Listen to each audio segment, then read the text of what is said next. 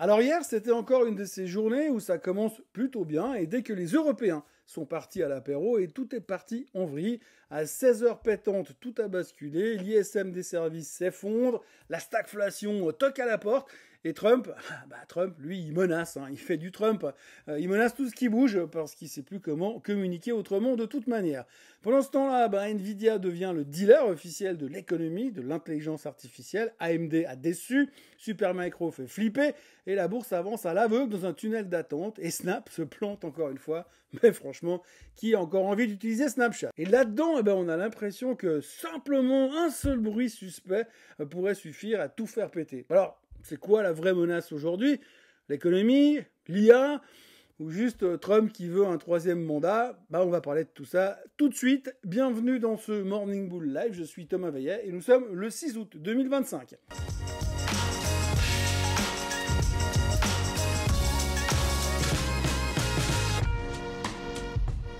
Alors avant toute chose, ce que vous allez entendre et voir dans cette vidéo n'est pas un conseil financier, c'est mon avis, mon analyse et parfois mon humeur du jour. Par contre, si vous voulez comprendre la bourse, là, vous êtes au bon endroit. Alors hier soir, on a fait un tour de manège, mais vous savez, ce genre de manège dans lesquels on montait quand on avait 10 ans, le genre de manège où on peut trouver un avion, un hélicoptère, un camion de pompiers, un éléphant, une diligence, un truc où on tourne en rond sans trop savoir où est-ce qu'on va et comment est-ce que ça va se terminer, si ce n'est qu'à un moment donné, on va devoir descendre du carrousel.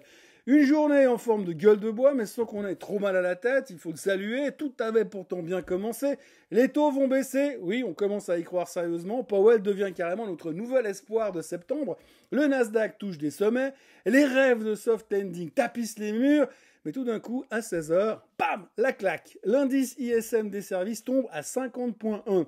Alors on était à 50,8 en juin, et on est très loin des 51,5 espérés encore hier matin. Le résultat, c'est qu'on flirte quand même avec la contraction. Mais pire encore, on ose parler de stagflation. Ce mot interdit qui hante nos pires cauchemars économiques, c'est plus une rumeur, c'est une possibilité, et pas une jolie possibilité emballée dans un paquet avec un joli ruban rose. Non, le genre de possibilité, de probabilité dont on ne veut pas entendre parler, mais qu'il va bien falloir affronter en face un de ces jours. Le Dow Jones a perdu donc 0,14%, le S&P 500 0,49%, le Nasdaq lâche ses 0,73%. Rien d'apocalyptique, je le conçois, mais un espèce de frimas d'hiver qui s'installe, un peu comme quand on voit un flash sur l'autoroute et qu'on était sûrement au-dessus de la limite, qu'on ne sait pas combien, et qu'on n'a encore pas vu arriver l'amende dans la boîte aux lettres, et puis on y réfléchit, on se pose plein de questions.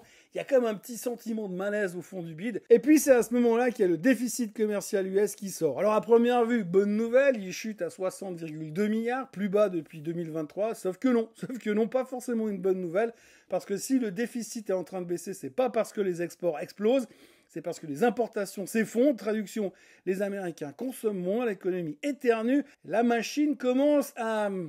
je vais pas dire gripper, mais tout sauter en tous les cas. Et dans un pays où les services pèsent 70% du PIB, c'est pas un éternuement, c'est un début de pneumonie. Et pendant ce temps-là, on a Trump qui est en train d'allumer tout ce qui bouge en mode sniper. Il menace la pharma, les semi-conducteurs, les génériques indiens, et on parle de tarifs de 150%, voire 250%, juste comme ça, entre deux phrases sur l'Amérique d'abord et l'Amérique great again. Pas sûr que ça rassure franchement les marchés, encore moins les patients qui dépendent des médicaments importés. Mais bon, c'est du Trump, faut pas s'attendre à autre chose qu'un cocktail Molotov déguisé en discours politique. Bref, la journée sentait la tension, pas encore l'explosion, mais ça frémit. Et la suite, elle s'annonce remuante, on va dire, comme s'il y avait anguille sous roche. Comme si on voyait venir quelque chose de pas net, sans trop savoir ce que c'est. Mais hier, pendant que le marché digérait ses petits tracas macroéconomiques, Donald Trump s'est donc offert un nouveau one-man show sur CNBC, une interview digne d'un feu d'artifice en pleine sécheresse. Chaque étincelle menace de foutre le feu au champ de blé mondial. Bon, rien à voir avec le niveau de la chaîne YouTube de François Bayrou, bien sûr, mais quand même quelque chose qui s'en rapproche. Et pour ceux qui pensaient que le deadline du 1er août allait clore le chapitre des droits de douane comme on referme un vieux bouquin poussiéreux, il va falloir se poser des questions. Parce que Trump, lui, il est accro aux tarifs douaniers, comme un gamin de 5 ans est obsédé par les glaces en plein été. Il ne peut plus aligner 3 phrases sans menacer un continent, un pays d'une surtaxe surprise. Et pour bien illustrer sa bipolarité économique, il a réussi l'exploit de menacer à nouveau l'Europe. Seulement 2 semaines après avoir annoncé en fanfare le plus grand deal commercial de l'histoire de l'univers, 2 semaines après, il a vraiment la mémoire d'un poisson rouge, mais un poisson rouge sous stéroïdes. Pendant ce temps-là, les marchés faisaient leur petite gymnastique quotidienne, Palantir en mode miraculé, plus 8%. Tout le monde trouve ça trop cher, mais visiblement pas assez pour ne pas acheter. On change pas l'équipe qui gagne. L'Europe a terminé en ordre dispersé pendant que la Suisse grimpait en espérant que KKS, Karine qui a l'air sous terre, fasse un miracle à Washington, alors même que les pharma locales n'en ont strictement rien à carrer des menaces de surtaxe sur les médicaments, à voir comment elles se comportaient hier, comme si ça n'existait même pas. Donc Trump est monté sur scène et il a présenté son nouveau one-man show. Il accuse donc encore et encore l'ex-patronne du BLS de bidouiller les chiffres de l'emploi, ça c'est du recyclage à 250%. Il se vante d'être au sommet des sondages, mais il oublie complètement que c'est les sondages uniquement chez les républicains. Il affirme que JP Morgan et Bank of America lui ont fermé des comptes sous pression de Biden. Oui, même cancéreux, Biden est encore son pire ennemi. Il promet des tarifs sur la pharma et les semi-conducteurs indiens pour la semaine prochaine. Il parle d'un accord imminent avec la Chine et d'une rencontre éventuelle, possible, éventuellement peut-être avec Xi Jinping. Il menace les Européens de 35% de taxes s'ils ne crachent pas les 600 milliards d'investissements prévus dans le deal annoncé il y a 2 semaines. Il veut punir l'Inde pour ses achats de pétrole russe. Il pense qu'une baisse de $10 du pétrole mettrait fin à la guerre en Ukraine et mettrait la Russie à genoux. Salutations amicales à Bruno Le Maire. Il annonce aussi que Powell va dégager bientôt, mais ça ne sera pas Bessent qui va le remplacer. Et quand il dit bientôt, c'est au plus tard en mai de l'année prochaine. Enfin, il ouvre à demi-mot la porte à un 3e mandat présidentiel. Probablement pas, dit-il, mais il aimerait bien, quand même, évidemment. En gros, on va se taper cette histoire-là pendant les 3 prochaines années. En parallèle, les taux obligataires ne bougent pas, le 10 ans américain reste collé à 4,20, comme si le marché n'avait pas encore réalisé que le cirque est de retour en ville. Résultat, entre un ISM décevant, un déficit commercial qui clignote rouge vif et un Trump en mode guerre commerciale 2.0, les indices ont décidé de garder leurs munitions pour une autre séance. On est donc entré dans un espèce de tunnel d'attente avec la petite musique d'ascenseur derrière. Attente des baisses de taux, attente d'un retour au calme géopolitique, attente de signaux économiques rassurants. Et la bourse, pendant ce temps-là, elle respire encore, ça va, mais on commence à entendre un petit râle, un petit sifflement quelque part au fond des poumons,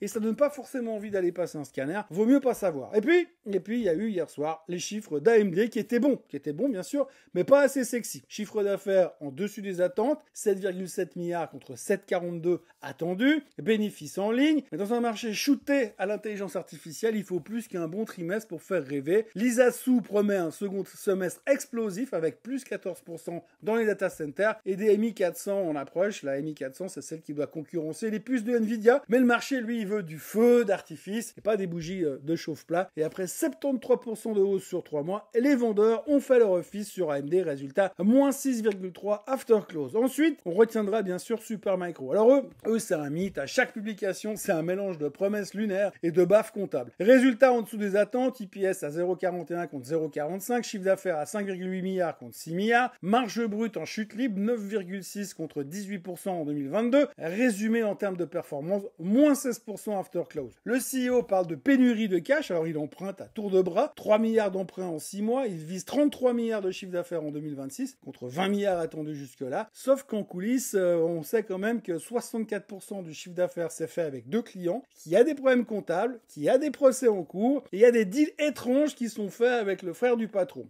Résumé, Supermicro surfe sur l'intelligence artificielle, mais la planche est en carton et elle commence à se déchirer quand même un tout petit peu. Du côté des news du jour, la Banque centrale indienne reste à 5,5%, décision unanime, mais pas de baisse supplémentaire pour l'instant, malgré Trump qui menace l'Inde de sanctions à cause du pétrole russe et des armes made in Moscou. La RBI joue la montre pendant que Washington fait les gros yeux, et chez Lucid et Rivian, c'est l'électrique qui est à la peine, puisque Lucid revoit ses ambitions de vente à la vente, puisque Lucid revoit ses ambitions à la baisse sur les ventes. On passe de 18-20 000 véhicules sur l'année à la place de 20 000 à coup sûr. Ils perdent 855 millions au T2 et déçoivent sur toute la ligne et moins 7% après la clôture. Et chez Rivian, c'est le même topo, chiffre d'affaires 1,3 milliard, mais perte nette de 0,97 $ par action, objectif inchangé, mais le marché n'applaudit pas, moins 6% entre la séance et l'after hours.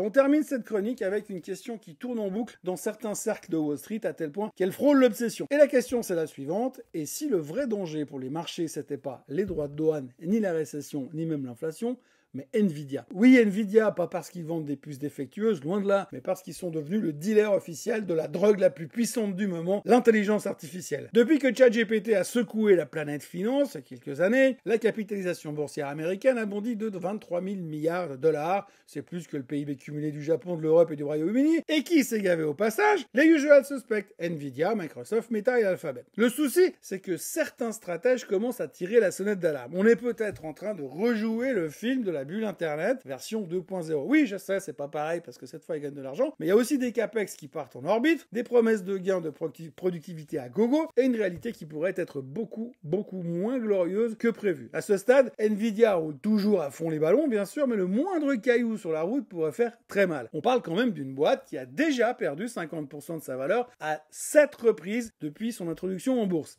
Et là, avec 4200 milliards de market cap au compteur, une simple embardée suffirait à faire vaciller tout le Nasdaq et à emporter quelques passagers avec lui. Alors oui, tout le monde fait encore la fête, bien sûr, mais pendant ce temps-là, les alertes s'accumulent discrètement. L'IA stagne en dehors du cloud, les ventes de smartphones et de PC ralentissent, les investissements reculent en Asie, et les incertitudes politiques et douanières, c'est le moins qu'on puisse dire, s'épaississent un petit peu. Mais bon, chut, pour l'instant, personne ne veut casser l'ambiance, je dis juste ça comme petite histoire parce qu'on en parle en ce moment.